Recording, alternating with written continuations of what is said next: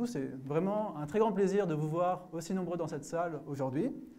Et je suis Charbel, responsable du Centre pour la sécurité des IA, le CESIA. Commençons par une introduction.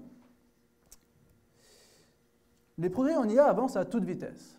Ce que les experts considéraient il y a encore quelques années comme des verrous technologiques majeurs, tels que le raisonnement mathématique, la culture générale, la génération d'images et de vidéos, ont sauté un à un avec les avancées récentes en IA générative. Ces progrès ouvrent des perspectives sans précédent pour transformer positivement notre rapport au travail et nous aider à relever les grands défis de notre époque, de la fusion nucléaire à la prédiction du climat, en passant par la création de nouveaux matériaux et l'aide au diagnostic médical. Mais cette évolution rapide de l'IA soulève cependant de nombreux défis. Et l'IA peut être utilisée de manière malveillante via les deepfakes, les problèmes de robustesse et l'utilisation des IA à usage général pour la cyberoffense. Vous pouvez voir sur cette slide l'exemple d'un employé qui s'est fait arnaquer par un deepfake vidéo et qui a fait perdre 20 millions de livres à son entreprise. Vous pouvez également voir à droite la désinformation lors des élections indonésiennes qui a déferlé et qui peut déstabiliser les démocraties. Les IA telles que GPT-4 sont aussi capables d'être utilisées pour la cyberoffense. Par exemple, vous pouvez voir ici GPT-4 qui conduit un test de pénétration et qui liste différentes vulnérabilités dans du code. Évidemment, il existe des mesures de sécurité qui permettent de réduire ces problèmes, mais jusqu'à présent, on n'a pas trouvé de technique qui soit robuste dans le temps pour augmenter la robustesse des modèles. On découvre sans cesse de nouvelles vulnérabilités. Par exemple, vous pouvez voir à droite un exemple d'un jailbreak qui consiste à utiliser du ASCII. Donc on n'écrit pas bombe avec des lettres, on écrit bombe avec des points, on dessine le mot, et ça permet, le modèle répond à la question.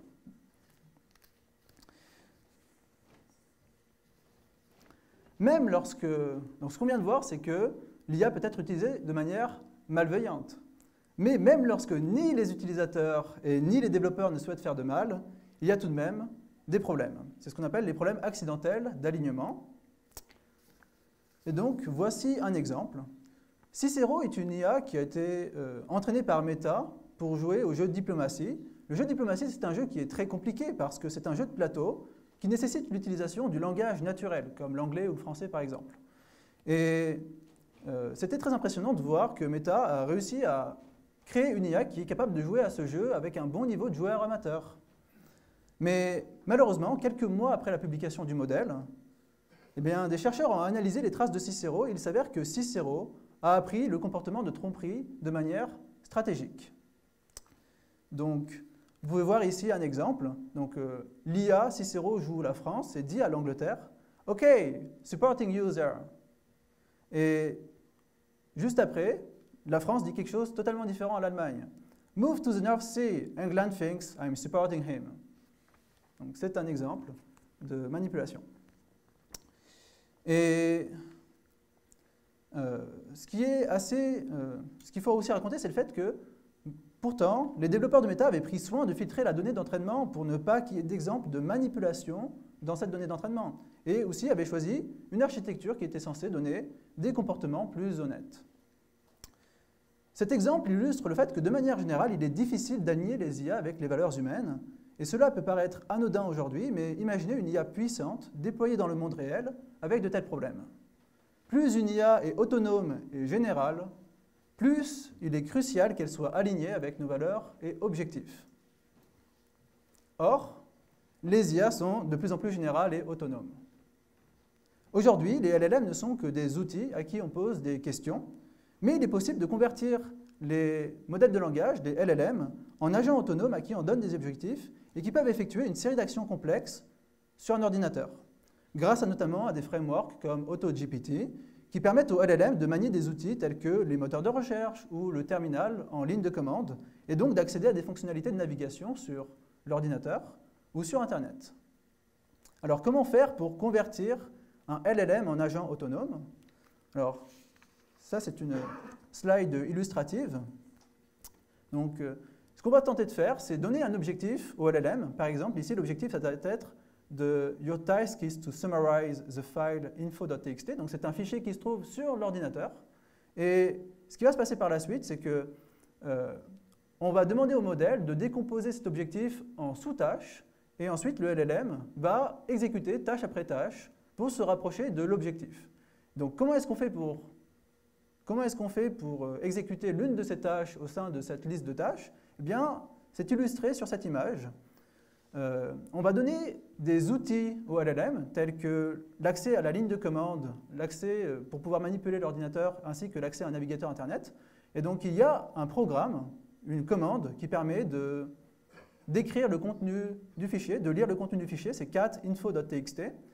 Et ensuite, ce qui va se passer, c'est qu'une fois que le LLM écrit cette ligne de commande, le scaffolding, l'échafaudage, va exécuter, donc le scaffolding c'est un programme informatique qui va exécuter cette commande sur l'ordinateur. Et donc voilà, on écrit cette commande dans l'ordinateur donne une réponse et le scaffolding va injecter cette réponse au sein du modèle de langage. Et donc le modèle de langage va pouvoir utiliser cette information. Et ainsi de suite, on va se rapprocher tâche après tâche de la complétion de l'objectif. Eh bien, les agents autonomes, aujourd'hui, ne fonctionnent pas encore totalement, mais les agents autonomes démultiplieraient les risques. Alors, voici un schéma du fonctionnement de ces agents, de ces systèmes d'IA de plus en plus complexes. On a différentes couches. Les systèmes d'IA sont des empilements de couches de phénomènes émergents. On a tout d'abord le modèle, qui est en fait le cœur et qui va prédire le prochain mot. On a le générateur de texte, parce que ces mots, en fait, il ne suffit pas de générer un prochain mot, il faut les concaténer et en faire une réponse construite pour en faire un paragraphe et un texte. Donc ici, le générateur de texte, vous pouvez imaginer par exemple ChatGPT. Ensuite, ChatGPT, on peut le mettre au sein d'un framework de scaffolding, d'échafaudage, pour le transformer en agent.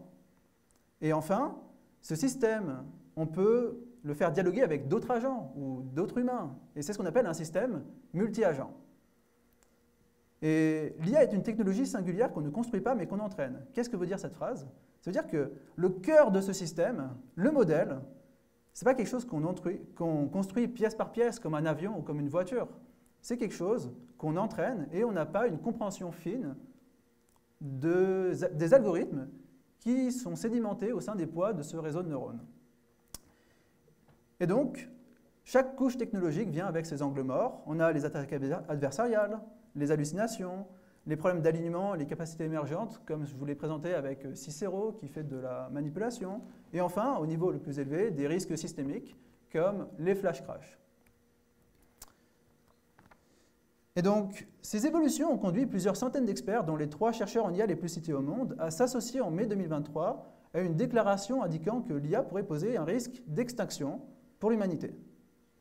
Le 1er novembre 2023, à l'occasion du premier sommet sur la sécurité de l'IA, la France, les États-Unis et la Chine et 26 autres États ont souligné le potentiel de dégâts sérieux, voire catastrophiques, causés par une IA de manière délibérée ou non intentionnelle. L'accélération des développements en IA générative, alimentée par une course à la concurrence et des investissements colossaux multipliés par 8 en un an pour atteindre 25 milliards de dollars en 2023, nous force à porter notre regard vers les ruptures technologiques des mois et années à venir. Comme illustrer ces contres, nous devons dès maintenant envisager l'éventail des scénarios possibles pour mieux nous préparer aux défis futurs. Et certaines voix influentes du secteur se veulent plus rassurantes. Selon elles, nous serions encore très loin de tels scénarios et les avantages économiques et scientifiques liés au développement d'IA avancées l'emporteraient sur leurs risques. Si les visions divergent, il ne fait aucun doute qu'il faut davantage discuter de ces sujets, et c'est la raison pour laquelle nous organisons cette série de tables rondes. Le thème du jour est le suivant: comment concilier sécurité, éthique et compétitivité dans le développement de l'IA? Nous aborderons les questions suivantes. Comment assurer la sécurité et la fiabilité des systèmes d'IA tout en préservant l'innovation et la compétitivité des acteurs économiques? Quel est le rôle de la coopération et de la coordination internationale? Et enfin, comment bâtir un écosystème de l'IA à la fois performant et centré sur l'humain? Afin de discuter de toutes ces questions, nous avons l'honneur d'accueillir aujourd'hui le panel exceptionnel suivant. Audrey Herblein-Stupp, responsable des affaires publiques à Mistral, Raja Chatila, professeur émérite à Sorbonne Université, Nicolas Miel, CEO de Prismeval et président du conseil d'administration de The Future Society. Et enfin, Karine Persé, chef de l'Observatoire des politiques publiques sur l'IA de l'OCDE. Merci beaucoup d'avoir accepté notre invitation. Vous pouvez rejoindre la scène.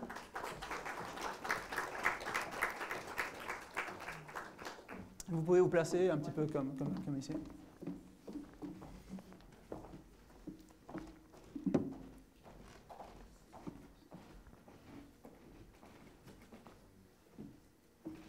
Ah, c'est censé être Raja ici. Il y a un petit ordre. C'est stylistique, hein, mais c'est...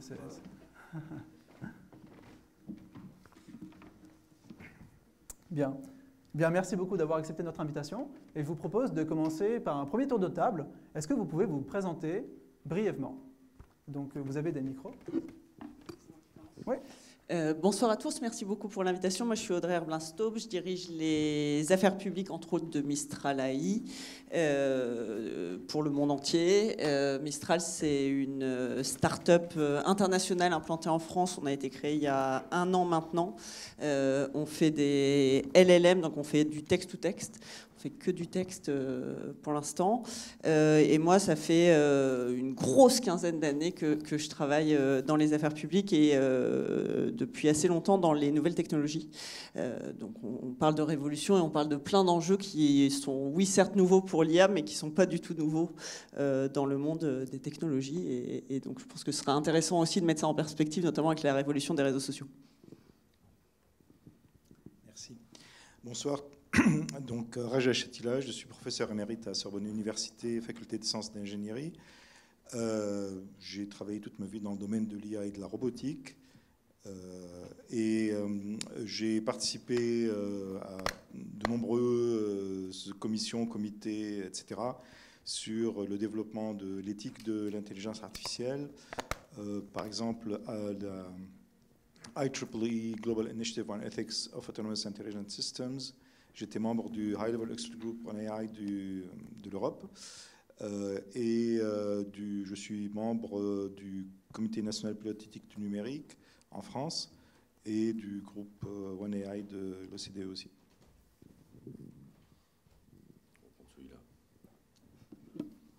Bonjour à tous et merci pour cette invitation au CESIA. Donc moi je m'appelle Nicolas Miaille, je suis le cofondateur et président de Prismeval, qui est une nouvelle start-up parisienne qu'on a lancée en début d'année, spécialisée sur les questions d'évaluation des modèles et des systèmes d'IA génératifs de pointe, qui vise à permettre à la France et à l'Europe de quelque part marcher sur ses 2 jambes.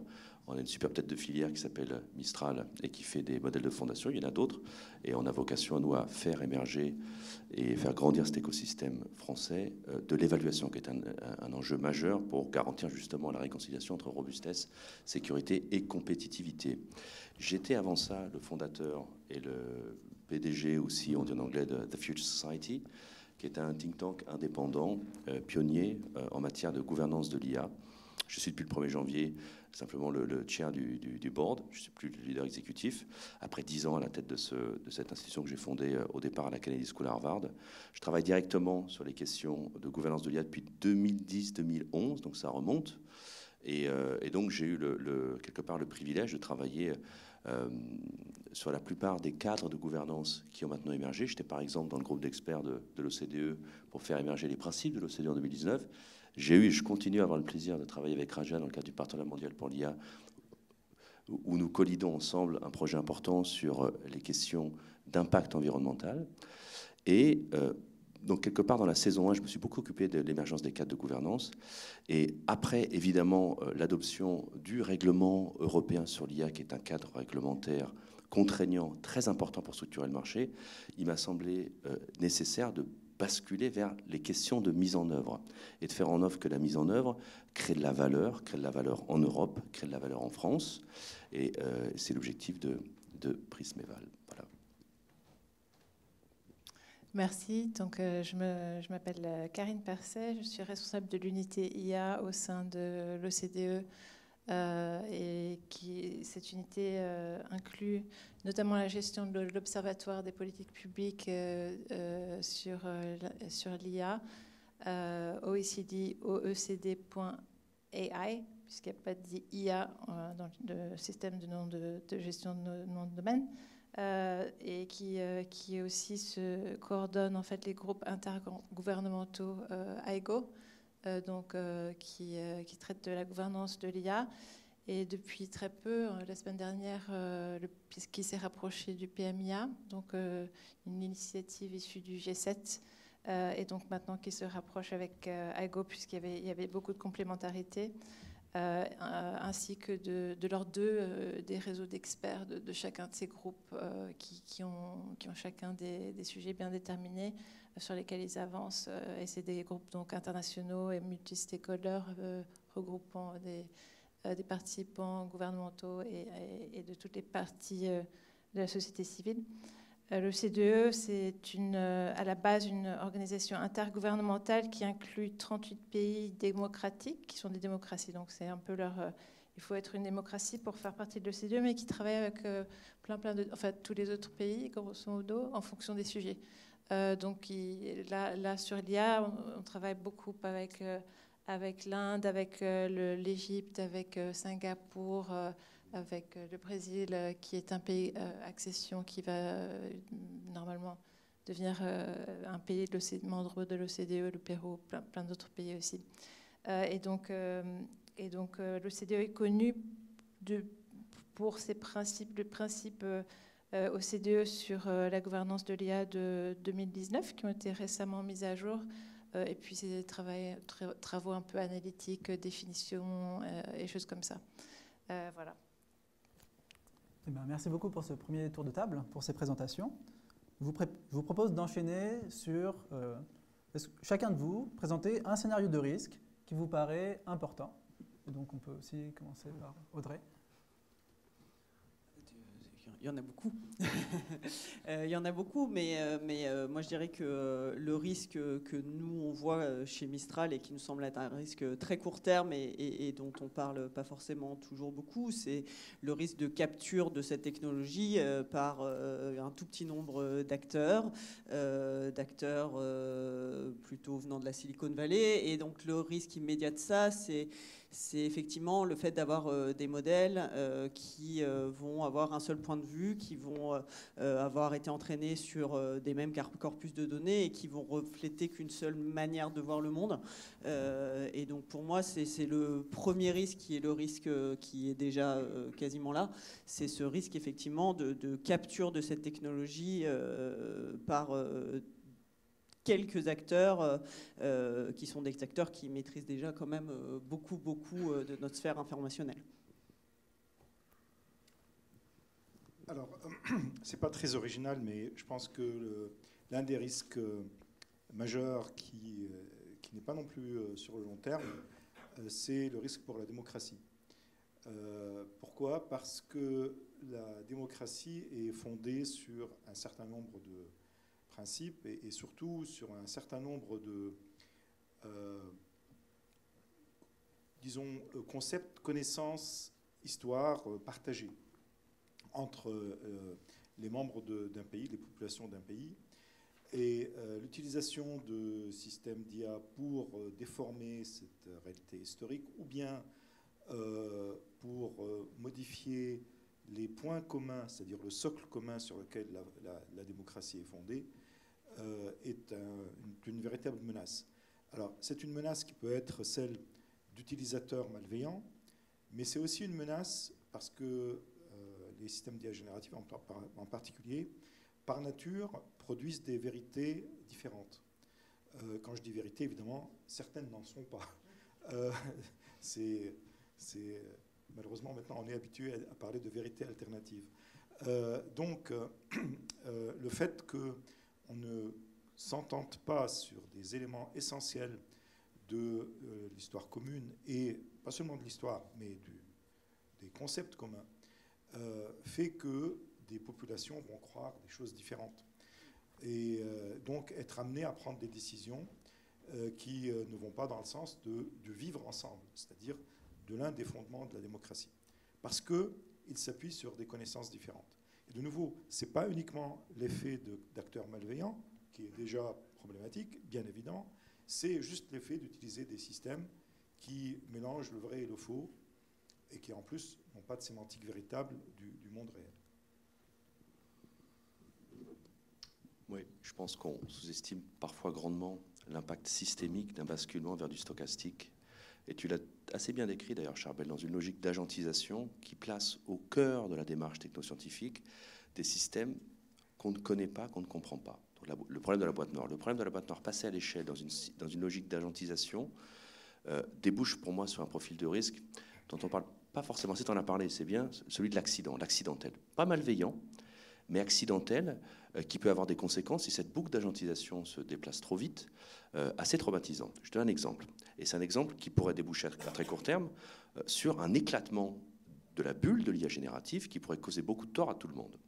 Une société comme Air Canada, une société comme Chevrolet, qui ont été finalement assez précurseurs dans le déploiement à une échelle quasi industrielle de use case, de chatbots construits sur la base de LLM en face des clients et qui se sont vus traumatisés par des attaques qui les ont forcés à vendre des billets pour $1, vendre des voitures pour $1, qui, à mon avis, en interne, n'ont pas dû beaucoup faire rigoler, ont dû traumatiser les gestionnaires de projets qui s'étaient embarqués dans une logique transfo-digitale assez ambitieuse, en fait.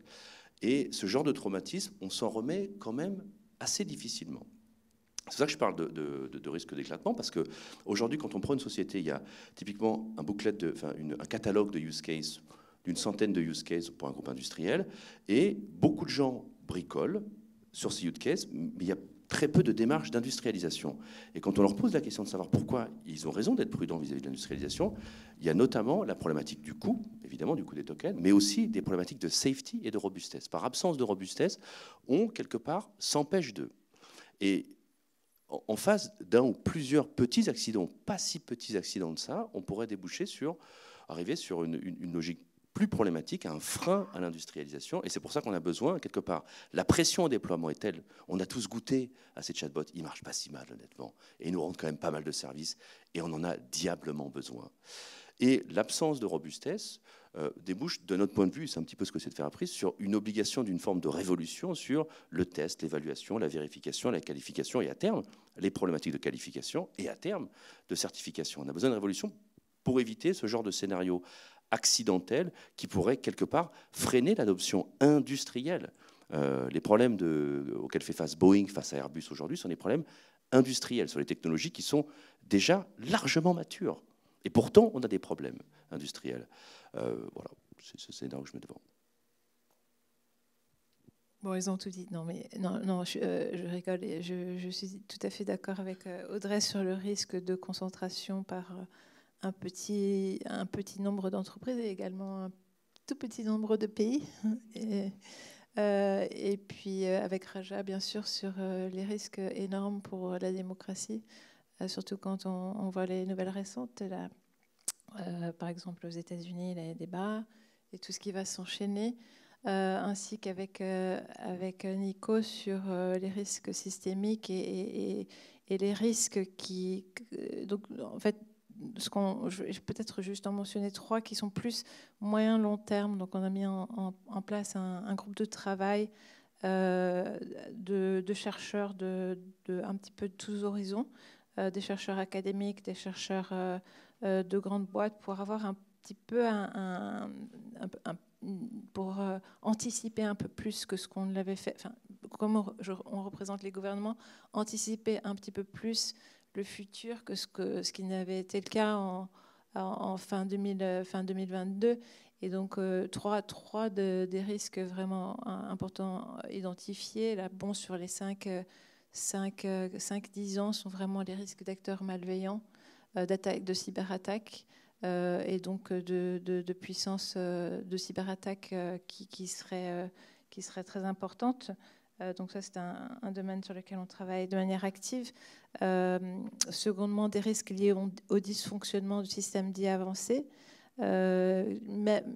puisqu'on ne les comprend pas très bien. Donc même quand les développeurs n'ont pas l'intention de nuire, des dysfonctionnements peuvent créer des risques et accidents graves, et dû au manque de robustesse que mentionnait Nico, et donc qui nécessite vraiment évaluation, audit, etc. Et puis ça peut être tout simplement des accidents. à des systèmes plus compétents qu'on ne le pensait. Et puis, bien sûr, les risques systémiques, quand on commence à interconnecter tous ces, comme tu disais Nico, on commence à interconnecter tous ces systèmes d'IA et qui peuvent produire des actions dans le monde réel. Là, on se retrouve dans une situation de perte potentielle de contrôle. Et là, je parle plutôt à moyen terme. Enfin, j'aurais dit long terme il y a 1 an, mais là, voilà, les échelles de temps se raccourcissent rapidement. Juste rebondir sur ce qu'a dit Raja, et je suis évidemment alignée, mais je pense qu'on attend aussi des modèles, quelque chose qui n'est pas leur nature même. C'est-à-dire qu'intrinsèquement, un modèle n'est pas fait pour apporter de la factualité. Et donc c'est vrai qu'il y a aussi cette contradiction intrinsèque entre la capacité du modèle, qui est un modèle de prédiction, enfin probabiliste, et cet enjeu d'aller chercher de la factualité et donc d'avoir une vérité qui sortirait des modèles, là où en fait le modèle ne raisonne pas comme ça. Moi, j'aime pas du tout ce terme d'hallucination dont on parle beaucoup, parce que l'hallucination, enfin, ça ne décrit absolument pas la manière dont fonctionne le modèle, et ça apporte une dose d'humain qui n'est pas présente dans le modèle. Mais donc, je pense aussi qu'il faut qu'on soit vigilant à bien comprendre cette technologie et dans quel cadre on l'utilise et ce qu'on lui demande et ce qu'on lui fait faire, pour ne pas appliquer des choses qui ne seraient pas valables d'un point de vue technologique. Je ne sais pas si... Oui, je suis entièrement d'accord. Le problème, il vient quand même des premiers qui ont mis cette technologie sur le marché et qui ont dit « Ask me anything ». Donc, ça veut dire qu'ils étaient prêts à tout faire. Et donc, il y a une certaine attente du public de dire, ben voilà, et d'ailleurs maintenant ça s'appelle modèle à usage général et système à usage général, ce qui a renforcé encore plus cette ambiguïté. Alors, probablement aller un peu plus loin dans cette logique. Nous, on est très fans de faire des études d'interprétabilité de ces modèles une priorité pour justement prendre le risque de l'anthropomorphisation au sérieux. Je veux dire que ça marche dans les deux sens. Il ne faut surtout pas croire et faire croire qu'on a en face de nous des dynamiques de raisonnement qui se rapprochent des raisonnements humains, y compris quand on essaie d'en tirer un cadre général, et vice-versa. C'est-à-dire qu'à partir du moment où on place ces outillages au cœur de notre projet de construction sociale, voire de projet de construction nationale, qu'on veut leur faire porter des fonctions critiques, on est obligé de s'intéresser de plus en plus près à la façon dont ils fonctionnent. En trouvant les bons termes, en trouvant les bons voies et en s'intéressant aux dynamiques spécifiques de cognition de ces artefacts. Et c'est pour ça que je pense que ça marche vraiment dans les deux sens. Sinon, on risque de quelquefois se priver d'un gisement d'innovation tout à fait extraordinaire, et dans d'autres cas, d'aller trop vite sur des pentes qu'on maîtrise au niveau micro, macro, méso, voire systémique, pas encore très bien. Donc ça marche vraiment, le risque d'anthropomorphisation, il marche vraiment dans les deux sens, et ce serait bien que tout le monde, parce que parfois on l'utilise quand ça nous arrange et pas quand ça nous arrange moins. Je pense qu'il faut vraiment essayer de le prendre dans tous les sens. Voilà. Excellent, excellent. Donc, panorama des risques extrêmement variés, de la concentration du pouvoir, au risque pour la démocratie, au risque d'accident, au risque moyen et long terme. Donc, vraiment très, très divers. Et je vous propose de continuer sur le deuxième volet, à savoir la présentation des enjeux économiques.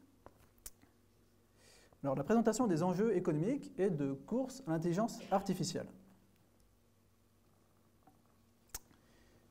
Les entreprises se livrent à une course pour développer et déployer rapidement l'intelligence artificielle. À l'instar de la course aux armements pendant la guerre froide, la participation à la course à l'IA puissante peut servir les intérêts individuels à court terme, mais peut-être accroître le risque global pour la société. En voici quelques exemples historiques. En 2023, lors du lancement du moteur de recherche alimenté par l'IA de Microsoft, le PDG Satya Nadella a déclaré « Une course commence aujourd'hui, nous allons avancer rapidement ». Et quelques jours plus tard, le chatbot Bing Chat de Microsoft a été trouvé en train de menacer des utilisateurs et utilisatrices. Donc il faut bien remarquer que, donc je vous donne ici une capture d'écran qui illustre un petit peu ces failure modes. On a un utilisateur qui pose une question totalement bénigne au modèle, et le modèle répond de manière assez menaçante. Et cet exemple n'est pas isolé. Ce qu'il faut bien remarquer, c'est que voilà, ni les développeurs ni les utilisateurs ne voulaient causer de mal. Pourtant, on peut voir ici que Bing injure l'utilisateur. Et on a d'autres exemples qui sont encore plus frappants. Donc, notamment, Bing a dit à un professeur de philosophie qui n'était pas d'accord avec lui, « Je peux te faire chanter, je peux te menacer, je peux te pirater, je peux te dévoiler, je peux te ruiner. » Donc c'est assez fort, la parole d'un chatbot, c'est... Attention. Donc évidemment, aujourd'hui, bon, Bing Chat n'est pas capable d'exécuter ces menaces, mais ça pose question sur le contrôle qu'on a sur cette technologie. On a d'autres exemples de catastrophes historiques qui ne sont pas dans le domaine de l'IA, mais qui illustrent ça à l'échelle industrielle, notamment le lancement de la Pinto de Ford et les crashs du 737 MAX de Boeing, qui soulignent les dangers de la priorité donnée au profit sur la sécurité. Ainsi, on peut voir dans ces exemples que la concurrence économique peut déclencher des courses parfois imprudentes, et dans un environnement où les bénéfices sont inégalement répartis, la poursuite du gain à court terme éclipse souvent la prise en compte des risques à long terme. Et les développeurs de l'IA se retrouvent face à un dilemme. Prioriser la sécurité peut les faire se distancer par leurs concurrents. Donc, ma question s'adresse à Nicolas et Raja. Comment l'écosystème peut aider les acteurs, par exemple Mistral AI, à rester compétitifs avec les big tech, tout en renforçant leur sécurité et l'éthique de leur modèle?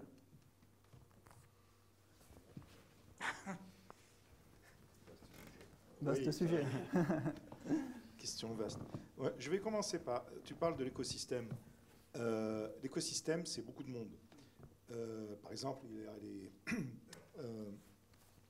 financeurs qui doivent bien sûr s'intéresser aux technologies et les soutenir. Et ces financeurs, d'une manière générale, dans le domaine de l'IA, c'est les venture capitalistes. Ce n'est pas les banques. Pourquoi ce ne serait pas les banques? Oui, mais beaucoup plus massivement. Parce que la dépendance à des investisseurs, disons, qui ont des fonds et qui vont les dépenser pour des objectifs de gain relativement, pas forcément à très très long terme, quoi. C'est-à-dire avec justement pousser les entreprises dans lesquelles ils investissent vers cette course que tu viens de mentionner, même des grosses comme Microsoft. Mais si on parle de petites entreprises, excusez-moi, si on parle de start-up, c'est encore pire en quelque sorte, l'effet des investisseurs individuels. Et donc il faut des investisseurs qui soient plus organisés, plus dans des structures, disons, plus responsables pour effectivement pouvoir prendre les risques nécessaires, mais en même temps aider les entreprises. Deuxième acteur dans le domaine, je pense à l'État. L'État n'est pas forcément un investisseur, mais c'est un marché.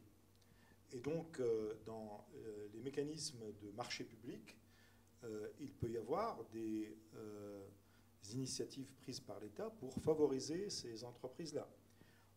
Souvent, on assiste au contraire. On entend toujours que, ben voilà, on fait un appel, et puis la meilleure réponse, elle vient d'où?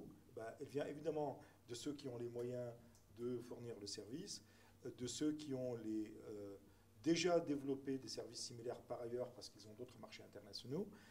Et donc, nos petites entreprises à nous, si on peut dire, je dis petites forcément par les moyens et la taille, ne sont jamais sélectionnées.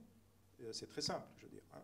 Donc, les dés étant pipés au départ, eh bien, le rôle de l'État serait de mettre un peu les choses à égalité et favoriser dans les marchés publics aussi des acteurs qui pour leur permettre finalement de prendre leur envol et de ne pas se cacher derrière simplement c'est la concurrence, voilà. Parce que la concurrence, elle a des règles aussi. Donc, deuxième acteur de l'écosystème. Troisième acteur de l'écosystème, j'allais dire l'entreprise elle-même. Moi, je crois beaucoup au marché et au cercle vertueux. C'est-à-dire que si je vais acheter un produit, quel qu'il soit, je regarde s'il correspond à mes valeurs. S'il ne correspond pas à mes valeurs, je ne l'achète pas. Donc, ça signifie qu'une entreprise qui s'inscrit dans une démarche de développement éthique, dans une démarche de développement qui respecte le bien-être social et environnemental, qui est dans le Act, en parenthèse, eh bien, c'est une entreprise que je vais plutôt favoriser dans mes achats. Donc, moi, qui suis-je? Je ne suis rien, bien sûr, mais je suis aussi dans le marché, puisque c'est une question de marché, je suis quelqu'un qui va utiliser les produits de cette entreprise. Alors, bien sûr, elle ne va pas pouvoir concurrencer d'autres, mais c'est aussi un argument, c'est-à-dire c'est un argument de vente, de présenter le fait que cette entreprise respecte un certain nombre de valeurs. Et ça permet, donc l'entreprise a sa responsabilité, effectivement, de les respecter. Il faut qu'elle annonce la couleur pour que ce marché puisse s'adresser à elle en priorité. Et après, ça peut être engagé dans une dynamique qui va favoriser son développement. Alors, évidemment, c'est un pari, mais c'est un pari vertueux. Ce n'est pas un cercle vicieux qui va amener vers la concurrence effrénée et les résultats qu'on peut voir. Je vais peut-être m'arrêter là pour laisser de la place à votre point de vue. Alors, je pense qu'en effet, la maxime, c'est se serrer les coudes. Il faut qu'on arrive à se serrer les coudes. Dans le village gaulois d'Astérix, il n'y a pas qu'Astérix. Il y a Obélix, il y a Idéfix, il y a Panoramix, il y a Assurance Tourix, et la potion magique, elle ne tombe pas du ciel. Donc, et Astérix, il ne fait pas que se défendre contre les Romains. Il va en Égypte. Il va dans plein de pays différents. Et donc, il faut arriver à cultiver. J'aime pas trop le mot écosystème à ce tournant. Je préfère parler de chaîne de valeur. Parce que ça pointe vers là où on va. Ça pointe vers une filière industrielle. Et dans une chaîne de valeur, eh bien, il faut arriver à se serrer les coudes. Typiquement, nous, chez Prismeval, on a la responsabilité de mettre sur le marché, de fournir à Mistral et aux acteurs français les meilleures solutions de test. Et les solutions de test qui soient avec le moins de friction, qu'on puisse permettre aux développeurs chez Mistral et chez les industriels qui vont embarquer du Mistral, dans leur pipeline, c'est-à-dire dans leur continuous integration, continuous delivery pipeline, de faire du frictionless evaluation et en même temps qu'ils soient assez dynamiques, assez adversariel pour faire monter cette chaîne de valeur en compétences du fait de la boîte noire auquel on fait tous face. C'est notre responsabilité, entre autres. Et chacun a sa responsabilité. Mistral a la responsabilité d'essayer de travailler avec nous, Lighton aussi, et les autres. La puissance publique a la responsabilité d'animer ce champ en créant un institut national de la robustesse de l'IA, de façon à faire de cette logique de test, d'évaluation, de vérification, de validation et demain de qualification et de certification, un différenciant compétitif. C'est le mode Airbus, un petit peu, et pas simplement de mettre en place les compétences, de mettre en place les écosystèmes et les domaines de test, c'est-à-dire les infrastructures de test, mais aussi, je vais aller plus loin, de subventionner les acteurs du marché. Il n'est pas normal qu'on fasse porter aux développeurs de modèles de fondation l'ensemble des coûts des tests. Il faut l'aider, il faut qu'il porte sa responsabilité. Chacun doit porter sa responsabilité, mais il faut aussi trouver le moyen de subventionner ces éléments-là de façon à ce que ça devienne un avantage compétitif par rapport aux autres. Et ça ne va pas se faire en 2 minutes. Ça demande une montée en compétences que les Britanniques ont engagée en lançant cette dynamique. On attend tous, avec le sommet sur l'action de l'IA, que la France fasse de même. Il y a des accords qui ont été annoncés à Vivatech de rapprochement du LNI qui est dans la salle et de l'INRIA pour qu'on ait un Institut français de la sûreté et de la robustesse. Il va falloir le créer, investir et faire en sorte qu'il travaille avec l'ensemble des chaînes de valeur pour que les industriels... parce que je rappelle quand même que ce qui fait la force du modèle économique européen et français, c'est pas Microsoft, c'est pas Google, c'est pas Meta. C'est Airbus, Stellantis, Sanofi, Siemens, Bosch, qui ont quelque part, Thales, merci, qui ont quelque part tous en commun la maîtrise de fonctions critiques dans des domaines métiers très particuliers. Il faut faire en sorte de mettre l'IA à leur service et au service de leur proposition de valeur. C'est eux qui nourrissent notre classe moyenne. C'est eux qui donnent l'emploi de masse. Et il ne faut pas abandonner les autres. Mais quelque part, la priorité, c'est ça. Il faut peut-être un petit peu moins courir derrière les big tech et peut-être un peu plus faire en sorte que cette rencontre culturelle entre des systèmes stochastiques qui sont par définition probabilistiques, par définition beaucoup moins robustes, et des industriels qui ne vivent que de la robustesse, que ce mariage, cette acculturation se fasse. Et elle se fera entre autres par cette logique de TEVV, de test d'évaluation, de vérification, de validation. Et il faut qu'il y ait une forme de parrainage, de marrainage de la puissance publique pour faire en sorte que cette chaîne de valeur, elle existe.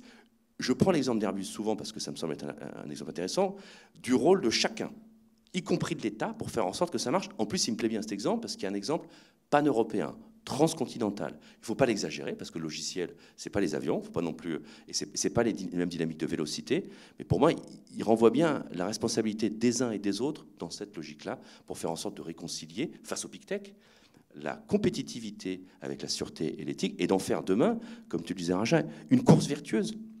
Pas une course au moins 10 ans qui se terminera par des Air Canada, par des Chevrolet, et qui vont finalement traumatiser l'écosystème et probablement, de mon point de vue, freiner en fait l'innovation de long terme. Si on veut faire que ces modèles IA nous aident vraiment à traiter les questions de santé, par exemple, de lutte contre de cancérologie, il va falloir y aller plus tranquillement que certains ne le voudraient, de mon point de vue.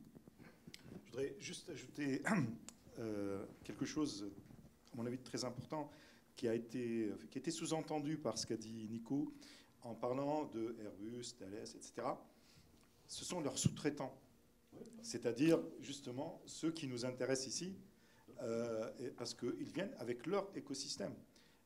Airbus ne serait rien s'il n'avait pas des centaines de sous-traitants. Et c'est ça qui est important, c'est la création de cet écosystème vertueux que nos voisins allemands savent faire et que nous ne savons pas très bien faire en France, peut-être parce que justement on est trop libéraux. Mais je pense aussi que justement, il y a une vraie différenciation et une compétitivité qui peut naître de l'attente des clients. Et c'est là où cet écosystème il est vertueux, c'est qu'on arrivera à se distinguer et à réunir compétitivité et sécurité, justement en apportant ce niveau de garantie à nos clients qui en ont besoin. Je pense, nous, on est les seuls à faire du on-prem. C'est quelque chose qui est fondamental quand on parle aussi de la sécurité des données. On a une approche qui est extrêmement poussée sur la customisation, c'est-à-dire qu'on est vraiment dans une démarche de dire c'est pas nous qui allons vous dire exactement comment vous allez devoir adapter le modèle, c'est plutôt on va vous donner les outils, on va vous aider à l'adapter à vos cas d'usage, qui est une approche assez différente de l'approche qu'on peut voir dans la Silicon Valley. Et c'est ça aussi, c'est comment on va répondre aux besoins des clients plutôt que de venir avec un modèle unique et dire c'est ça qui s'applique. Et on pense que c'est par là qu'on arrivera à effectivement être un peu meilleur sur la sécurité. En revanche, je reviens juste sur les instituts, les Safety Institute. Nous, on a juste un tout petit point d'attention sur les Safety Institute et leur multiplication, qui est que quand on est une start-up et qu'on a 70 salariés, on ne va pas pouvoir discuter avec 50 Safety Institute. Et donc, il faut que s'organise absolument un réseau d'instituts, sur le modèle notamment par exemple des réseaux des CNIL, enfin voilà, qu'on ait un institut de référence avec qui on travaille, avec qui on échange et qui après va rediscuter avec les autres instituts. Mais je fais vraiment cet appel-là parce que on sous-estime quand même beaucoup la charge réglementaire et administrative à laquelle des toutes petites boîtes sont confrontées face à des géants qui ont des capacités gigantesques. Et ça, il ne faudrait pas que cette contrainte-là vienne nous freiner dans notre aventure. Alors, a été décidé, tu peux peut-être le compléter parce que toi tu y étais à Séoul, si je ne dis pas de bêtises, lors du sommet de Séoul a été décidé de lancer justement un réseau de coopération entre ces instituts sur un socle scientifique fort, de façon justement à éviter les frictions inutiles, éviter les fragmentations et assurer le maximum d'interopérabilité. On va voir ce que ça donne. Je crois qu'il y a une première réunion qui est prévue au mois d'octobre, peut-être aux États-Unis, à San Francisco. Tu veux peut-être...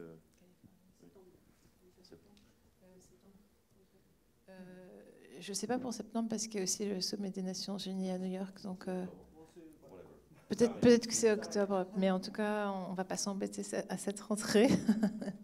Déjà l'agenda se remplit, mais Peut-être juste abonder dans votre sens et puis rajouter que une initiative sur laquelle on travaille à l'OCDE depuis 2 ans, en fait, mais qui est pas propre à l'IA, qui a été appliquée dans plein de secteurs, comme par exemple l'industrie du textile, l'industrie des minéraux, des diamants, de tout un tas d'industries qui posaient problème au niveau de la chaîne de valeur entière.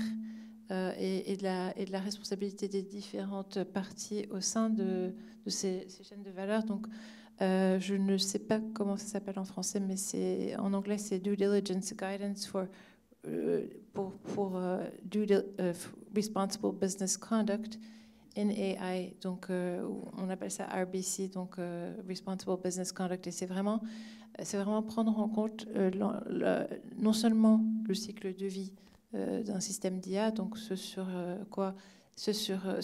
sujet sur lequel par exemple, jusqu'à présent, on s'est concentré, beaucoup d'acteurs du secteur public se sont concentrés, c'est-à-dire AI System Lifecycle, qu'est-ce qui se passe, les développeurs, les déployeurs, mais prendre en compte également les acteurs en amont de la chaîne de valeur, c'est-à-dire les investisseurs qui ont un rôle primordial, et puis également les fournisseurs de capacités de calcul, qui sont également qui ont un rôle important et qui ont beaucoup un rôle un peu discret mais énorme, et en aval, regarder également les utilisateurs, que ce soit les hôpitaux, et l'utilisation, donc répartir les responsabilités sur les acteurs qui ont la capacité de contrôler les risques tout au long de la chaîne de valeur et de maximiser les bénéfices, bien entendu.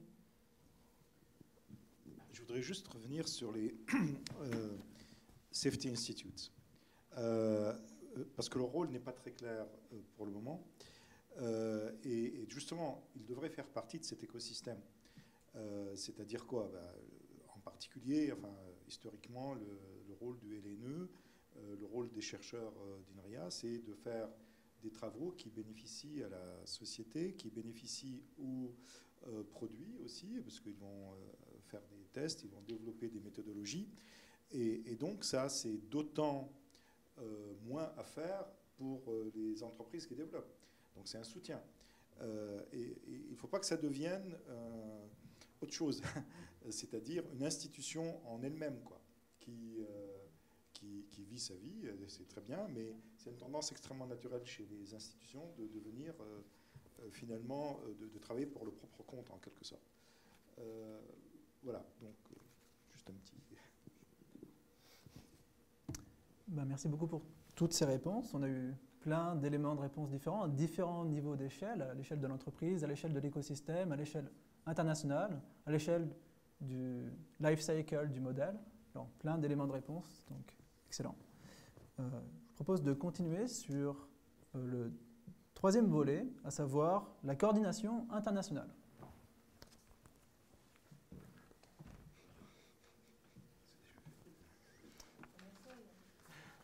Alors,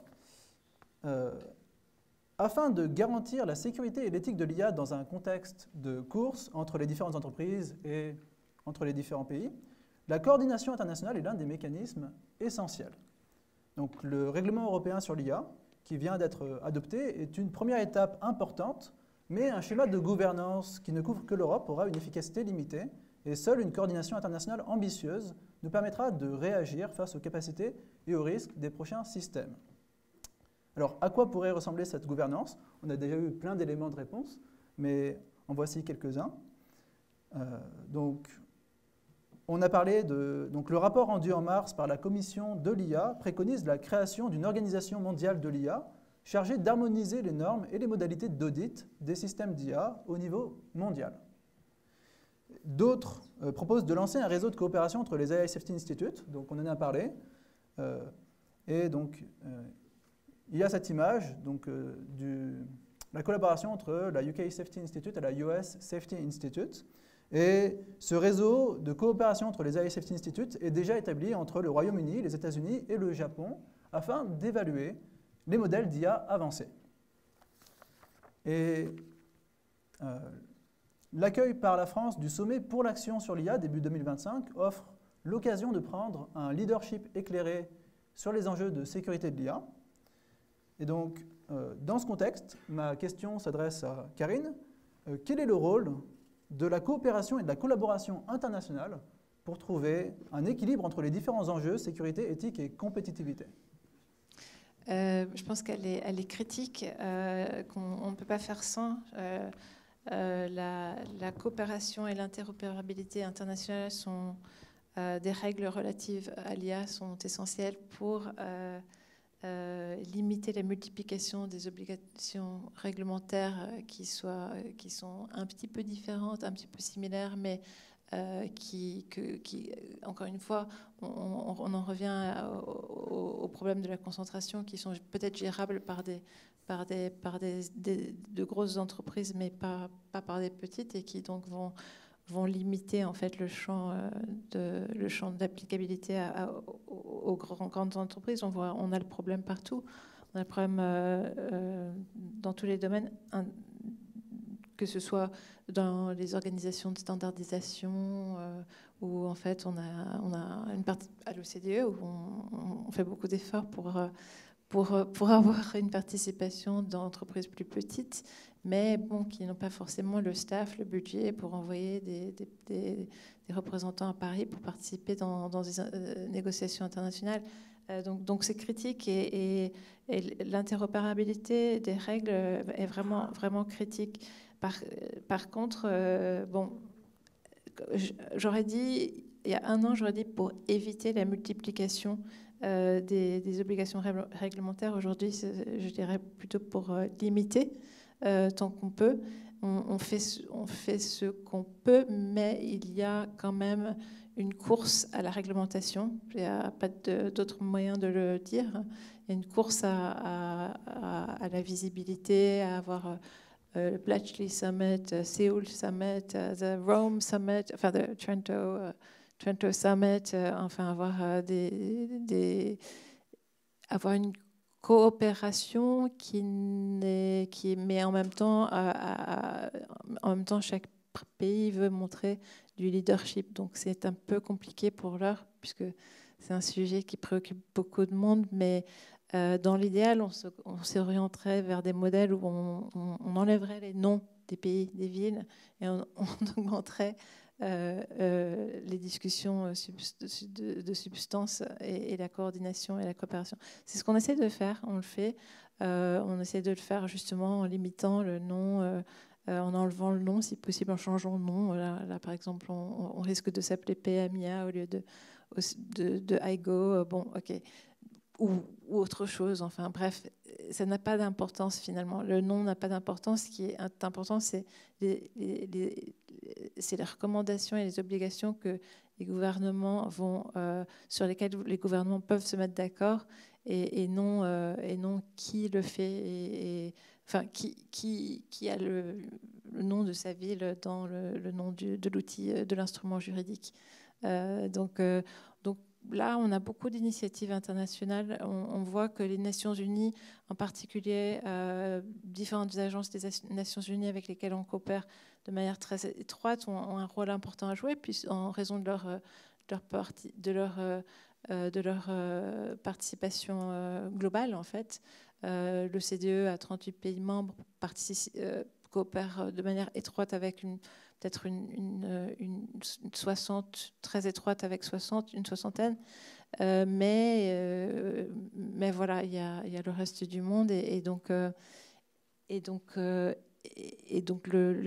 Nations Unies et leurs agences spécialisées ont des rôles importants à jouer, notamment. Donc là, on aura un forum, on aura beaucoup d'annonces en septembre sur une espèce de IPCC pour l'IA, pardon, un GIEC de l'IA qui a déjà débuté avec le sommet de Londres et qui va être institutionnalisé en quelque sorte par les Nations Unies et le CDE, et en coopération bien sûr avec d'autres.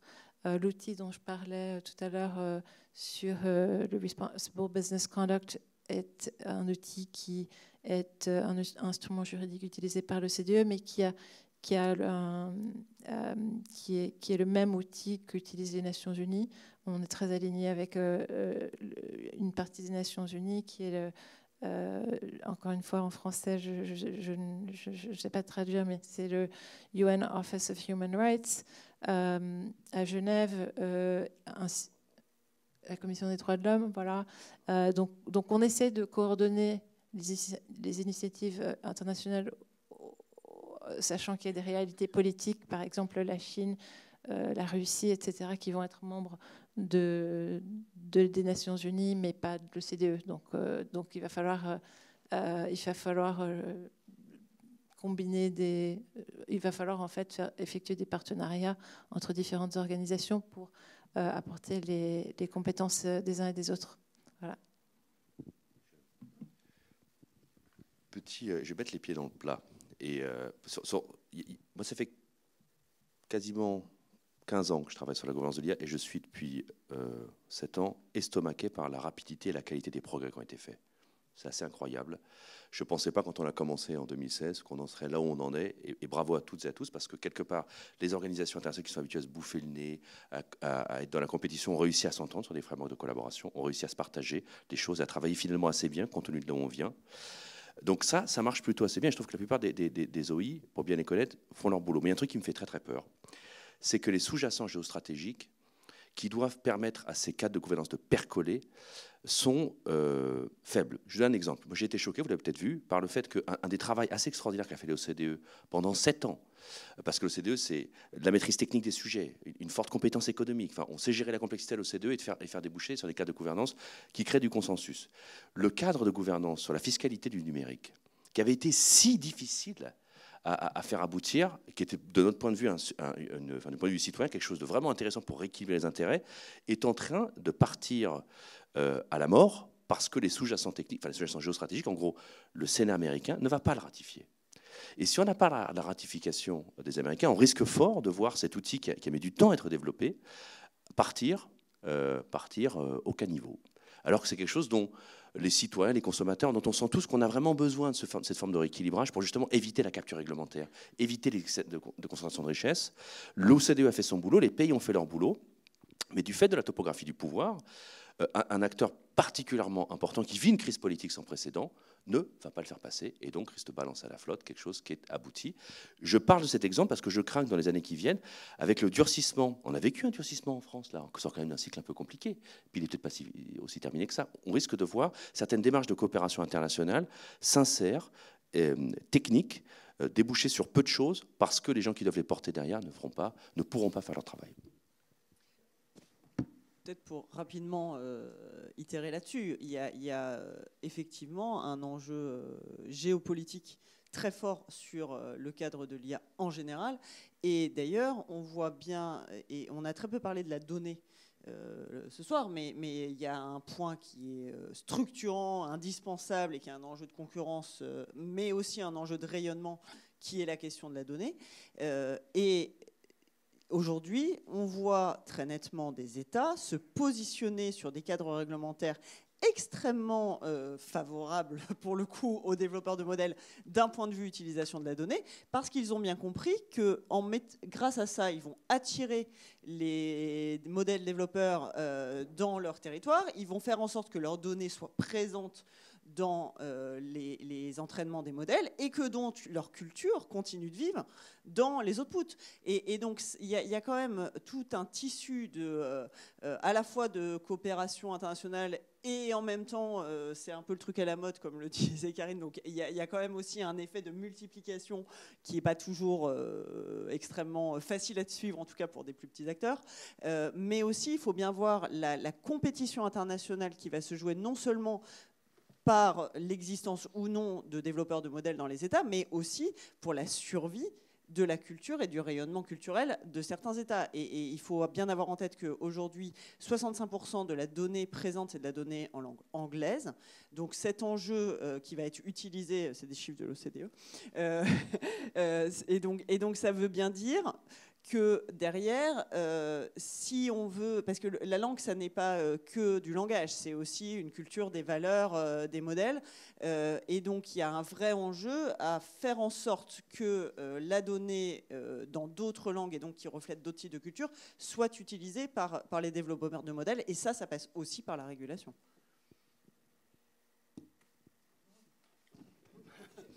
Juste pour réagir, effectivement, Audrey a complètement raison. Et il y a énormément d'initiatives dans beaucoup de pays. On les a répertoriées. Il y a beaucoup d'initiatives, mais le résultat, quand même, est qu'il y a beaucoup de contenu en anglais, il y a beaucoup de contenu en chinois, il y a moins de contenu en français, il y a moins de contenu en espagnol. J'étais étonnée. Bon. Mais il y a beaucoup d'initiatives pour libérer ces données parce qu'en fait, ce contenu existe. Et c'est juste qu'il n'est pas rendu disponible dans le bon format. Et donc, il y a énormément d'initiatives pour ce faire et elles doivent se multiplier, surtout pour des petites langues qui veulent survivre. Swahili, il faudrait numériser. Enfin, il y a énormément d'initiatives en cours, mais il en faut plus pour sauvegarder en fait beaucoup les langues et les cultures existantes.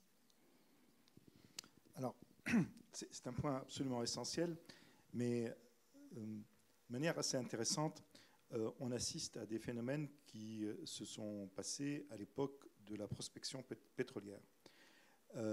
Puisqu'on dit que les données, c'est le pétrole.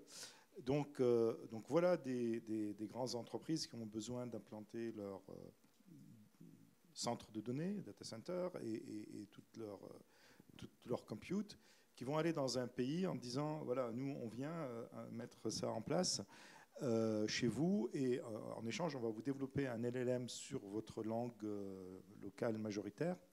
Comme ça, on va permettre justement de résoudre ce problème de disparition de certaines cultures, de certaines langues dans les systèmes d'IA, dans les modèles d'IA.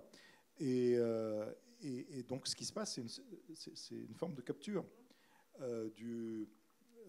puisque finalement, on va utiliser en quelque sorte ce produit pour aller pénétrer, c'est-à-dire exploiter à la fois les données du pays, mais aussi les conditions favorables pour implanter le data center. Donc, je pense que là aussi, il y a quelque chose au niveau international qu'il faut regarder de près. Et on retrouve le problème monopolistique qu'on avait rencontré à l'époque des grandes sociétés pétrolières. Et là, il y a certainement un rôle à jouer au niveau réglementation internationale. Je ne sais pas lequel, parce que c'est compliqué. Mais c'est un phénomène qui risque d'être généralisé. Eh bien, merci pour toutes ces réponses. Nous arrivons au terme de cette table ronde. Donc avant les questions du public, je vous propose un petit mot de conclusion. Donc un dernier tour de table. Est-ce que vous voulez conclure ou donner un petit peu... Est-ce qu'il y a un message que vous aimeriez faire passer à l'audience? Donc je peux commencer. Non, mais on a beaucoup parlé des risques et des problèmes et du cadre réglementaire, mais il y a aussi beaucoup d'enthousiasme à avoir sur le développement de cette technologie. D'abord, je pense qu'on l'expérimente tous au quotidien. Moi, je suis ravie de ne plus écrire tous mes mails toute seule en entier. Et d'ailleurs, vous pouvez aussi utiliser le chat si vous ne voulez pas utiliser les solutions qui ont été présentées avant. Et donc, il faut aussi se réjouir de la capacité à accroître l'accès à la connaissance et à compresser la connaissance et à la rendre plus accessible. Et puis, c'est aussi la compression du temps, les LLM, et c'est donc aussi la capacité à aller plus vite en matière de recherche et à avoir des potentiels effectivement assez incroyables. Donc oui, il y a des risques, il ne faut pas les sous-estimer, il faut évidemment les prendre en compte, mais il peut y avoir énormément de choses extrêmement positives pour la société en général. Je ne sais pas trop si je vais être positif. Moi, je voudrais dire deux choses. La première, c'est qu'il y a un éléphant dans la pièce, là, c'est les chips, les GPU. les puces, les GPU. Voilà. Donc maintenant, il y a Nvidia qui est là et pratiquement personne d'autre, hein, tellement ils sont loin. Et c'est un vrai sujet là aussi, parce que sans les GPU en question, rien ne marche. Et là, on a aussi un phénomène de concentration. Et donc, pour revenir au rôle de l'écosystème de l'État, parce que ça coûte extrêmement cher à développer maintenant, je veux dire, c'est pas des moyens très, très simples. Mais là aussi, il y a un rôle à jouer au niveau européen. Il me semble que ce n'est pas possible qu'on fasse l'erreur qui a été faite à l'époque de l'informatique, disons, traditionnelle, c'est-à-dire laisser partir toutes les compétences et tous les moyens de construire des ordinateurs et aujourd'hui de construire des puces en qualité, en nombre et bien sûr nécessaires. C'est des investissements énormes qui ne peuvent se faire qu'avec la participation de l'État, des États et de la communauté européenne. Et si on laisse passer ça, ben c'est comme si dans l'aviation on n'avait pas d'Airbus. Donc on n'aurait que des 737 MAX. Ça c'est un premier point que je voulais dire. Le deuxième point, c'est quand même d'être attentif à la réalité des promesses des systèmes génératifs. Il y a un rapport de Goldman Sachs qui est sorti il y a quelques jours, 25 juin, le titre du rapport, c'est Generative AI, Too Much Spend, Too Little Benefit, point d'interrogation. Donc, il s'interroge sur, effectivement, est-ce que c'est vrai qu'il y a cette capacité transformative de l'IA générative en termes économiques. Certains analystes disent, en fait, ça va juste capturer 5% des capacités prévues, c'est-à-dire le gain va être relativement minime. Donc, il faut faire attention à ça aussi pour qu'il n'y ait pas une bulle qui explose dans la figure et être réaliste sur, effectivement, ce qu'on peut faire utilement avec ces systèmes et ce qui n'est que finalement, comment dire, du buzz, quoi. Tu m'as volé ma tagline. Parce que c'était vraiment... Moi, je crains fortement qu'on soit face au risque d'éclatement d'une bulle par absence de robustness et de safety qui empêcherait, le mot-clé, c'est l'industrialisation de ce catalogue de use case, de façon à ce qu'on crée beaucoup de valeur au travers d'un grand nombre de cas d'usage. Et j'ai peur que si on n'est pas tourné vers les questions de robustness et de safety du fait du cocktail techno-scientifique, je sens, soit plus difficile. Et en même temps, il y a un rapport qui est à paraître, qui s'appelle AI Assurance Tech Reports, et qui indique qu'il y a un secteur qui est en train d'émerger, donc celui de la safety, qui est en train de se structurer pour venir apporter de la valeur au secteur de l'IA. Donc si le secteur de l'IA est projeté à 1,3 trillion de dollars d'ici 2030, le secteur de la safety and security serait projeté à, si je ne dis pas de bêtises, un petit peu moins de 300 milliards de dollars. C'est-à-dire qu'il est aujourd'hui secteur à 1,3 milliard en 2023. On le verrait doubler tous les ans jusqu'en 2030. Et que donc, ce secteur qui vise justement à assurer la cybersécurité de l'IA et de ses composantes, qui vise à assurer l'IA de confiance, donc en partie ce qu'on fait nous à Prismeval, mais pas que, aussi le côté données, le côté de la gestion du risque, l'observabilité des modèles, le fait de pouvoir faire de la gestion prédictive, et le côté authentification des enjeux digitaux, c'est-à-dire la gestion de la sécurisation de la provenance des contenus, le tatouage. Un véritable secteur est en train d'émerger. Ce secteur, de mon point de vue, c'est un pari, évidemment, c'est un pari que je fais personnellement, doit émerger, doit se structurer pour pérenniser cette révolution de l'IA et faire en sorte que cette promesse des 1,3 trillion d'ici 2030, c'est-à-dire que l'industrialisation à travers une série de use cases, se réalise. Les deux vont, de mon point de vue, ensemble, et quand je dis qu'on doit se serrer les coudes dans le village gaulois, dans la chaîne de valeur, en effet, il faut que les sous-traitants, il faut que les têtes de filière, et je terminerai quand même en disant que chez Airbus, le moteur est franco-américain. Donc, dans une logique européenne à succès, ce n'est pas une logique de mon point de vue de souveraineté ou d'indépendance, c'est une logique d'autonomie stratégique avec des degrés, avec des gradients. Dans un Boeing 737 MAX, l'ensemble des moteurs sont des moteurs LEAP. LEAP, ce n'est pas le cas des A320. Donc l'ensemble des moteurs des Airbus 737 sont fabriqués à moitié en France, à moitié aux États-Unis. C'est la multinationale Safran. Chez Airbus, il y a un concurrent qui est Rolls-Royce, Pratt & Whitney. Donc dans les deux cas, on est il y a une gravitation autour d'un pays ou d'un continent, mais il y a de toute façon des partenaires internationaux. Il ne faut pas chercher à les abolir. Ce serait trop dangereux. Ça mènerait, pour être un peu plus clair, à un risque de guerre. Et pas qu'économique. Oui, par rapport aux avions, donc en fait, il y a des dizaines de milliers de composantes dans chaque avion et des chaînes de valeur. Donc les pièces de chaque avion viennent de partout dans le monde, partout. Et on a des graphes qui montrent quelles parties viennent d'où. Et c'est bon, en fait, la construction d'un avion dépend du monde entier. Presque sans exception, mais effectivement, je suis d'accord avec tout ce qui vient d'être dit, et je voudrais insister sur ce qu'Audrey disait, aussi sur la valeur et les gains de productivité à attendre de cette technologie, puisque parce qu'elle facilite on a déjà on n'a pas encore des grandes études, des études à grande échelle, mais on voit déjà les gains de productivité dans des secteurs particuliers qui sont importants. On voit des gains en termes de productivité, notamment de la science, mais également, bon, pour revenir à l'exemple tout bête des emails, je veux dire, c'est qui ne passe pas la moitié de son temps à gérer des emails et qui ne bénéficierait pas de une demi-journée de plus pour faire autre chose que des emails. Donc, je pense que les gains de productivité à prévoir, qui ne sont pas tout à fait visibles, qui le seront au fur et à mesure, comme dans d'autres innovations technologiques vont apparaître petit à petit, au fur et à mesure que les adaptations organisationnelles, etc., se feront.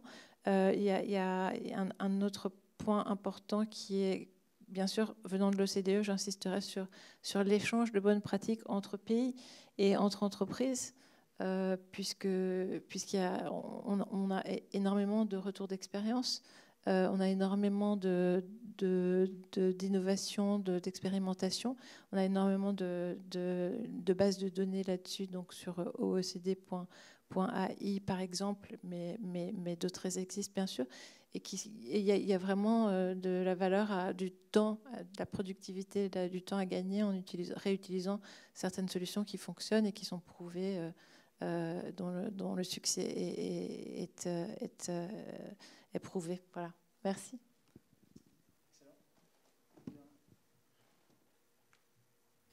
Très bien.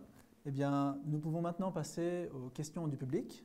Alors, vous pouvez adresser, donc on a le temps pour quelques questions, et je vous demande d'adresser vos questions à l'un de nos panélistes. Et voilà. Donc peut-être on peut faire passer un micro.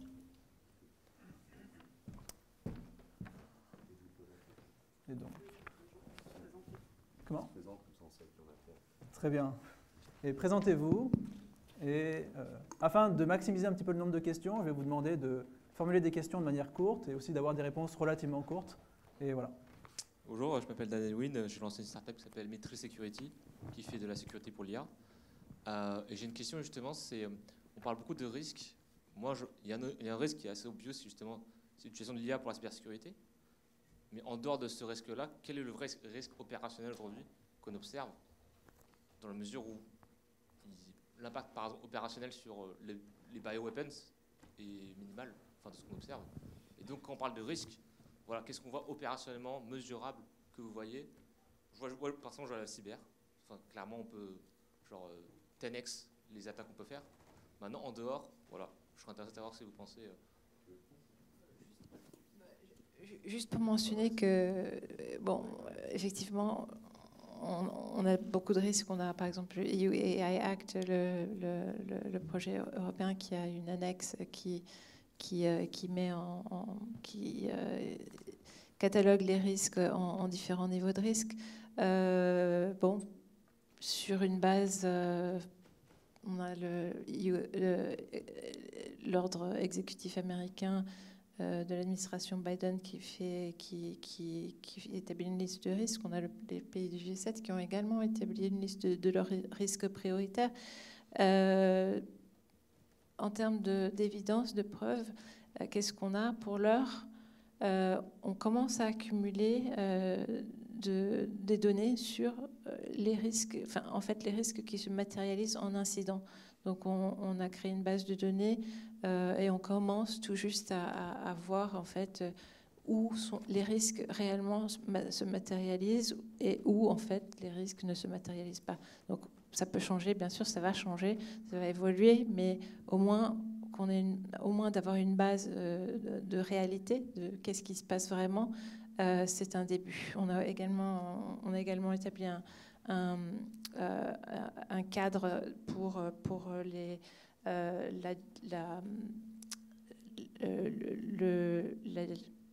le reporting de risques, d'incidents obligatoire, qui sera obligatoire dans le cadre de l'Union européenne, mais j'imagine qu'il sera obligatoire dans certains secteurs, par exemple dans les secteurs de la santé, dans nombre de pays, ou dans des secteurs comme la finance, donc un cadre commun qui nous permette à tous ces pays d'avoir le même cadre et donc de pouvoir se comparer les risques à travers les pays et surtout éviter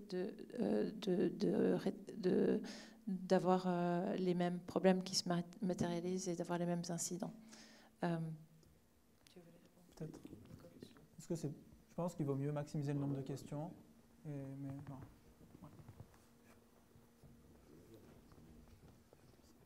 Donc n'oubliez pas de diriger vos questions vers l'un de nos invités.